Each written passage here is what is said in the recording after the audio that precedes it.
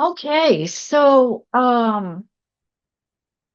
normally I like to have my talks kind of scripted out to minimize the degree of nervousness. This talk today did not really want to be scripted. So I may bounce around a little bit.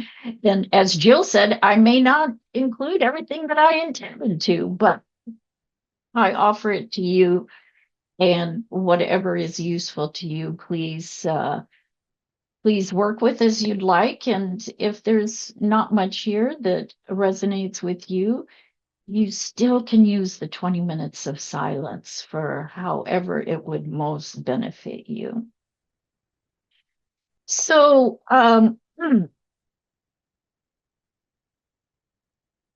the reason that I was excited about giving this talk today is because I attended this retreat, and it came at a what I consider to be a very auspicious time because it was from November 1st to November the 6th.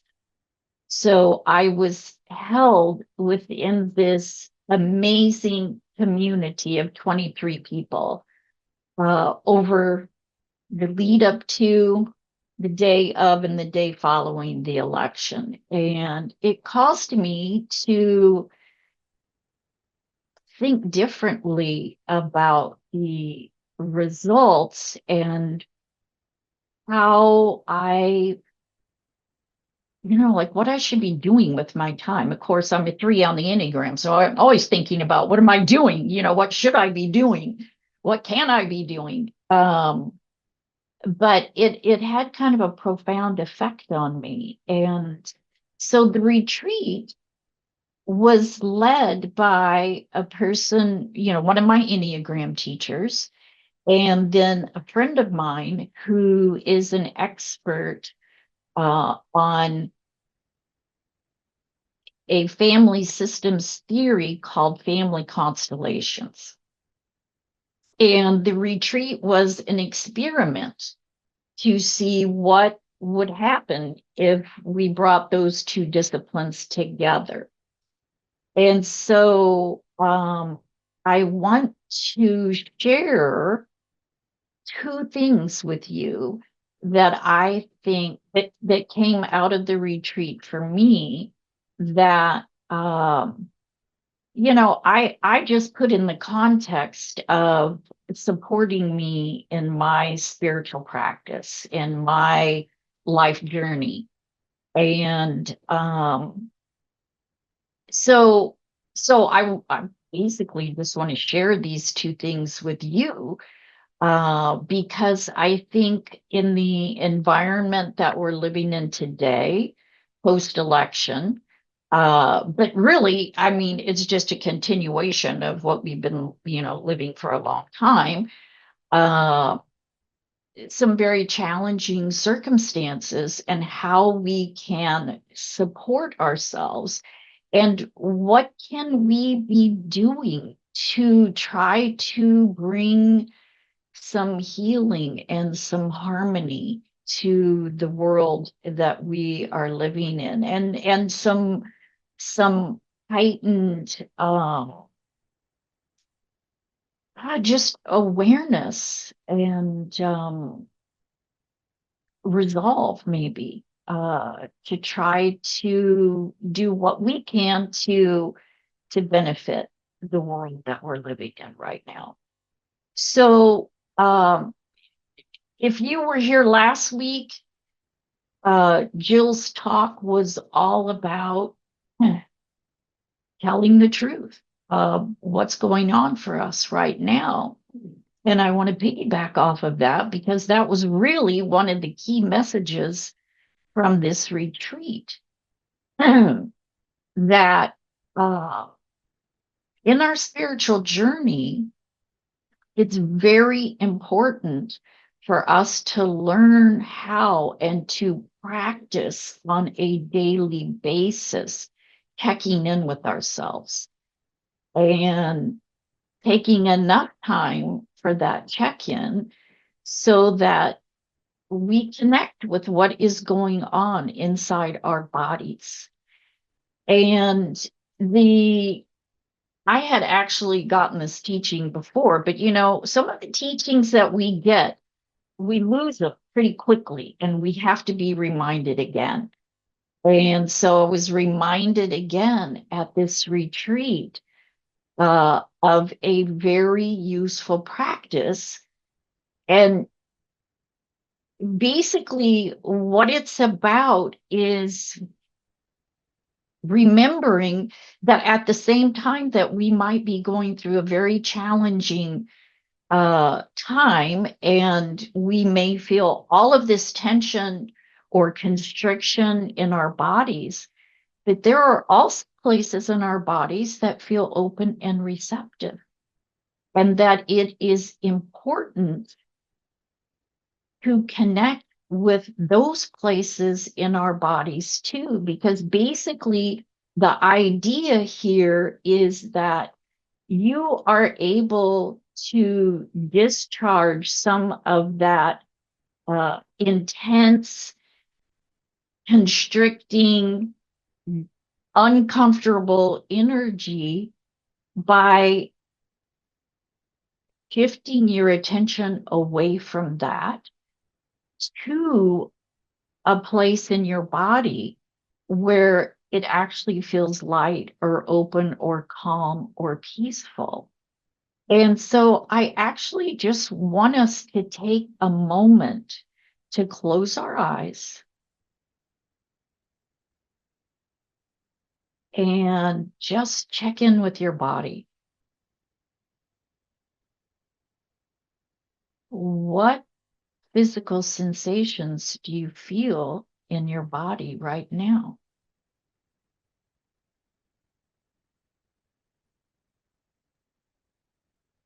And just acknowledge whatever they are. There's a whole gamut of physical sensations you could be experiencing. You could be experiencing some physical, maybe chronic pain you have. You could still have some residual tension or constriction in your body around the election. Jill and I were talking before the session about her dad and how the impact hurricanes impacted him and their family. You could have some personal upset going on in your life, or you could have gotten up this morning feeling great and have no tension whatsoever in your body. But the practice is to just notice whatever is there.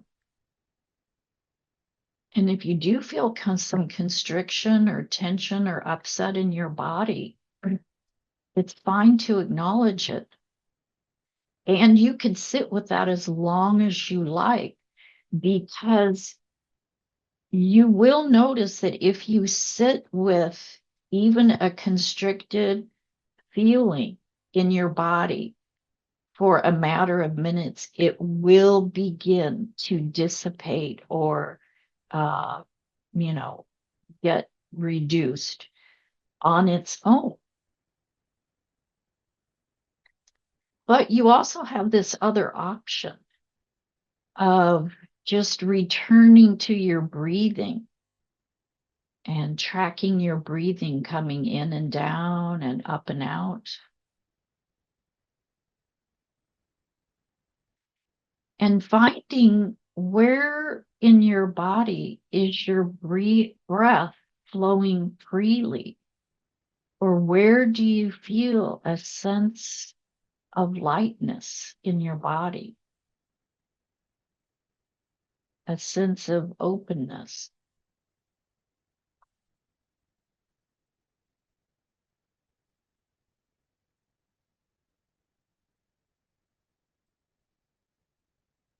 And if you can find a place like that in your body, then you can kind of toggle back and forth between that and the area of constriction And by doing so, you are bringing those two forces into connection with one another, and you will begin to feel a sense of balance.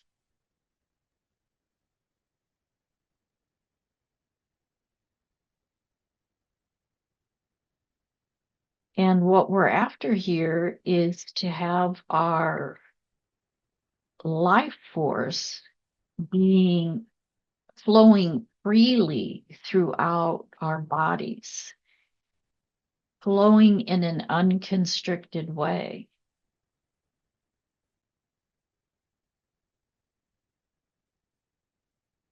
And so, we're going to stop doing that now, but that's something for you to continue to practice.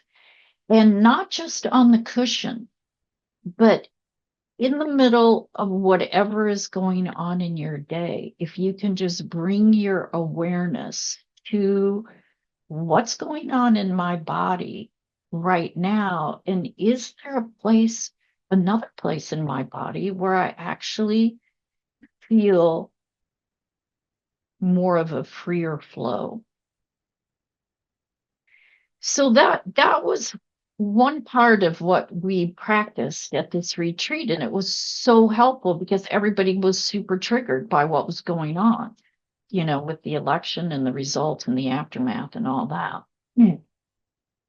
But the other part that was new to me was this part about ancestral healing, which is a topic that I really didn't know anything about, hadn't ever really thought about. Is it, is it possible? And so what I want to actually do, they sent us some materials prior to the retreat, and I'm just going to read a little bit of this to you because they say it in such a beautiful way, and it kind of brings to mind, what this retreat was about. And it says, through being born into a family, we inherit not only our biological genes, but also our belief systems and behavior patterns. Our family is in an energy field within which we are held, each in our own unique position from the time we are born.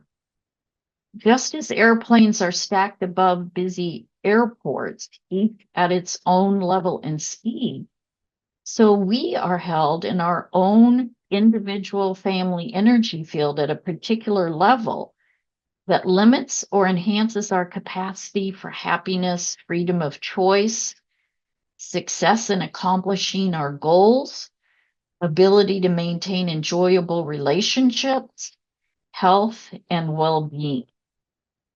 We may feel that we have been held in a pattern of problems for eternity. Family constellations offer us a chance to understand these patterns at the deepest level. They enable us to bring our patterns to resolution and thus find peace and happiness. Character of our family energy field is formed by our family's history, including its religions and beliefs. That is, its conscience. Our country and the religion we are born into also have their influence. Held in this field, we are both unconscious and ignorant of its influence. We are caught up in behaviors and attitudes that are stronger than we are, and we are moved to act in ways we sometimes regret and do not understand. Family constellations show that family is destiny. However, we are not caught up helplessly in this destiny, but can achieve healing. More importantly, we are empowered through understanding the mechanisms to control our behavior so as not to cause suffering to future generations. So, and the way this retreat played out is we were all asked to come with a topic, and it could have it could be clearly related to something in our ancestral history, or maybe we didn't see a connection. It didn't matter. To come with a topic that we wanted to shed some light on, get some clarity on, make some progress on. And so I read all these materials on the way out. It was out in California. I had a 4-hour flight, and I read all these materials on my way out there.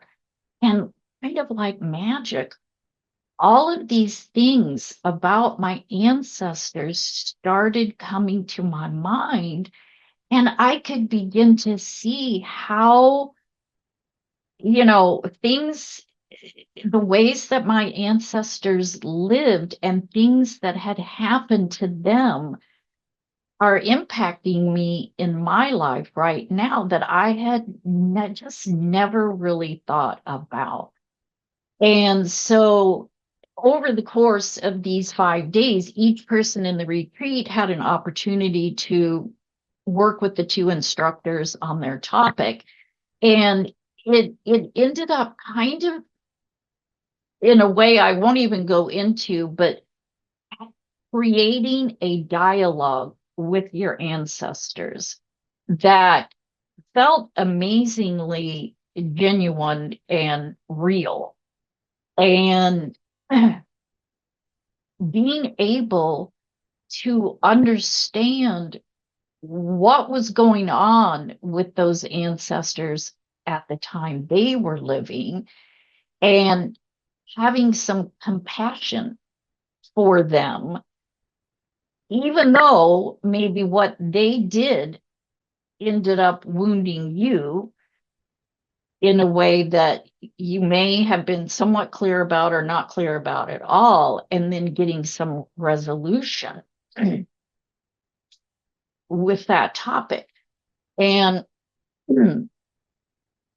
it was just the most fascinating thing I've been involved in a long time. It was like there was 21 people in the retreat besides the two leaders, and it was like 21 one-act dramas that were played out over the course of 1 to 2 hours. So the leaders really took time with each person. And so I kind of boiled down, I thought about what everybody worked on, and it seemed to me there was kind of three broad topics. One was feeling lack of love from your parents for one reason or another, but that was one topic. Another broad topic was either verbal, physical, or sexual abuse by an adult in your life. And the third one was way people would just say things like, I feel like my heart is blocked, or I feel like my heart is hardened. I feel like I can't connect with the people who are really important to me in my life. And so that kind of was the third category of topics that people brought. And what I noticed was that you would certainly get some clarity about what was going on for these people, because a lot of it was people, what ends up happening is people in previous generations are wounded for one reason or another.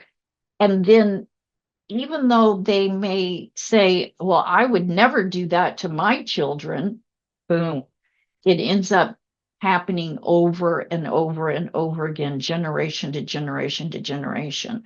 And so you were able to understand what were the circumstances of their lives.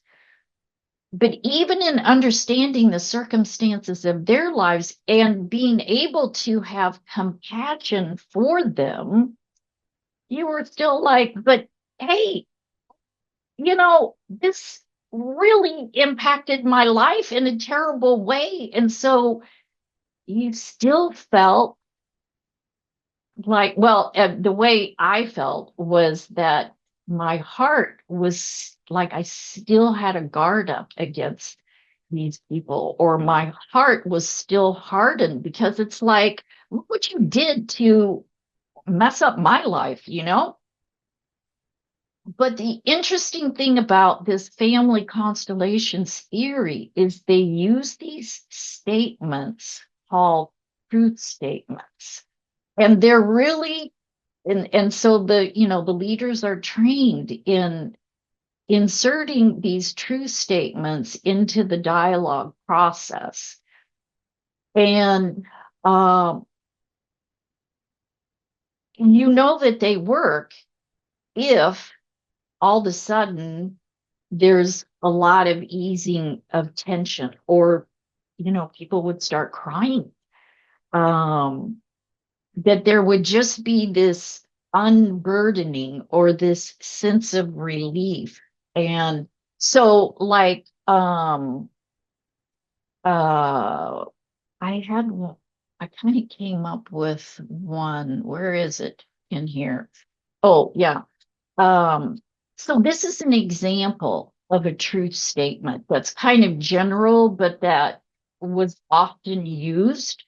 Something like, so your ancestor would be talking to you, and they would say something like, what happened to you could not have happened. I wasn't able to give you what you needed because of what I was carrying and how my own heart was blocked or defended at the time. But then they say something like, that is mine. That is not yours to carry. So leave with me what is mine and take only what serves you. And that was, I mean, some version of that was inserted in every one of these dialogues with people. And the purpose of that, though, using those true statements is, number one, to see if it unburdens the person. And if it does, then to enable that past generational trauma to be left with your ancestors, so that, and many times would people, the ancestors would say, I want you to go and live your life. Don't continue to carry the burden of what I experienced in my life. And so it is possible to leave past trauma with previous generations, but also to break the chain so that it's not passed on to future generations. And there's a beautiful quote from Thich Nhat Hanh that they gave us in their retreat. And the quote is, if you look deeply into the palm of your hand, you will see your parents and all your generations of ancestors. All of them are alive in this moment in you. Each is present in your body. You are the continuation of all of these people. And then the last sentence is, thanks to impermanence, we have a chance to transform our inheritance in a beautiful direction. Which, okay, I read this on the way out to the retreat and I was like, oh, I don't know about that. but I see through this family constellation process, you really are able to, because it's all malleable. I mean, one of the things I didn't say is one of the ideas you have to be willing to kind of operate with in this retreat is that we live in this field of consciousness that includes all of our ancestors. everything that happened to them, everything back to the beginning of time, and that we can tap into that in a very real way. Well, if we can tap into it to kind of create these dialogues with our ancestors, we can also have the ability to transform what happened in the past, or in thinking about what I said at the beginning. If you are working with this very constricted kind of destructive energy from the past, and you bring this knowledge to it to understand, what was really going on back there, and then to try to heal some of that, you really can transform your inheritance in a different and perhaps beautiful direction.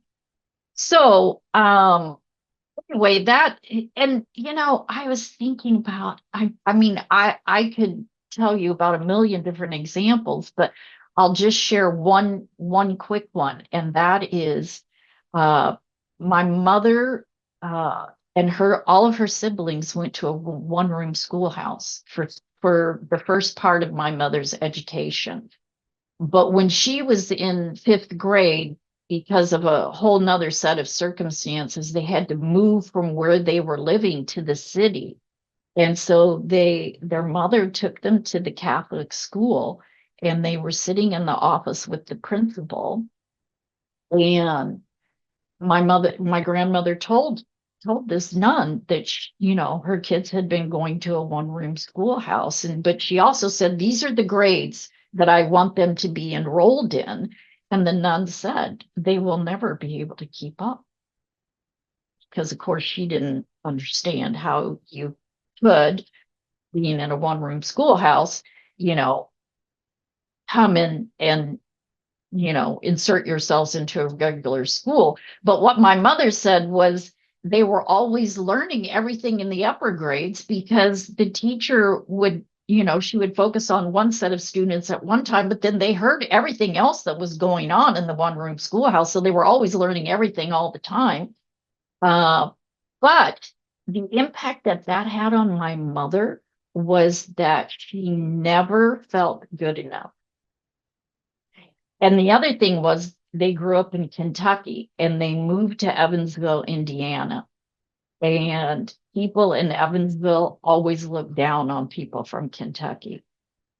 And he never got over that. It played out over and over and over in her life.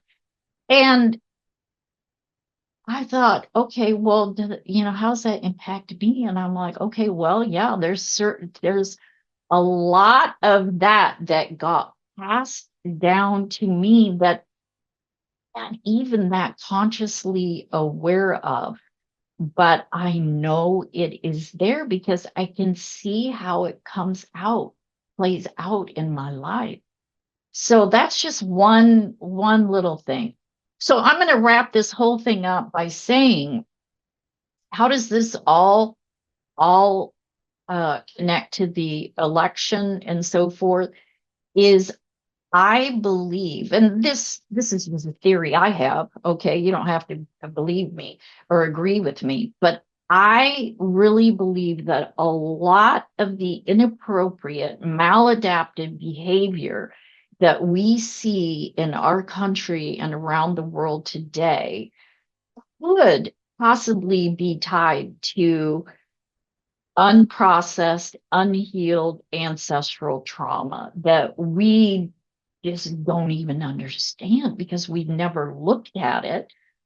And so I feel like my job over the next few years, and maybe the rest of my life, is to continue to study my ancestors and how what happened to them has impacted me, and to try to heal some of that, so that I do not pass that on to the people that I am around every day in life, and especially to my children.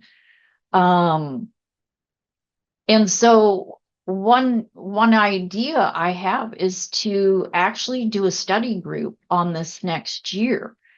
And so if it's anything that you would be interested in studying too, and I think what it would look like is just kind of a structure for all of us to throughout the year continue to try to understand the people who came before us in our lineage and how that has impacted us, and whether we can begin to let some of that go and to heal some of it. So I think that's enough, Jill. So we will go into our silence for 20 minutes now, and I'll let you know when that is up, and we're going to go to our sharing part.